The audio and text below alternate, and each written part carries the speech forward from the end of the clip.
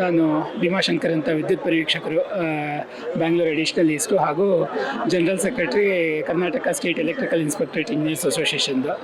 So ಇವತ್ತು ತಮಗೆಲ್ಲ ತಿಳಿದಿರೋ ಹಾಗೆ ನಾವು national safety council of India ಹಾಗೂ central electricity authority of India ವತಿಯಿಂದ ಇವತ್ತು ದೇಶದಾದ್ಯಂತ ರಾಷ್ಟ್ರೀಯ ಸುರಕ್ಷತಾ ಸಪ್ತಾಹ ಕಾರ್ಯಕ್ರಮವನ್ನು ಪ್ರಾರಂಭಿಸಲಾಗಿದೆ.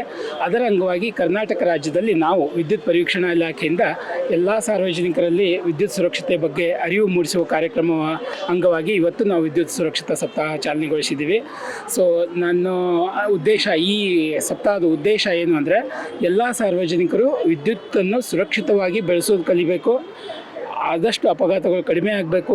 ಸೊ ಎಲ್ಲರೂ ಸುರಕ್ಷಿತವಾಗಿರಬೇಕು ಅನ್ನೋದೇ ಉದ್ದೇಶ ನಮ್ಮದು. ಅದಕ್ಕಾಗಿ ನಾವು ಸಾಕಷ್ಟು ಕಾರ್ಯಕ್ರಮಗಳನ್ನು ಈ ವಾರದಾದ್ಯಂತ ಹಮ್ಮಿಕೊಂಡಿದ್ದೀವಿ. ಸೊ ಇದಕ್ಕೆ ಬೇರೆ ಸಾರ್ವಜನಿಕರಿಗೆ ಇದರ ಬಗ್ಗೆ ಮಾಹಿತಿ ಬೇಕಾಗಿದ್ದರೆ ನಮ್ಮದು ವೆಬ್ಸೈಟ್ ಇದೆ, ksi.gov.in ಅಂತ. ಅದರಲ್ಲಿ ಇದರ ನಿಯಮ ರೆಗ್ಯುಲೇಷನ್ಸ್ ಬಗ್ಗೆ ಕಂಪ್ಲೀಟ್ ಮಾಹಿತಿ ಇದೆ, ಅದನ್ನು ಪಡೀಬೋದು.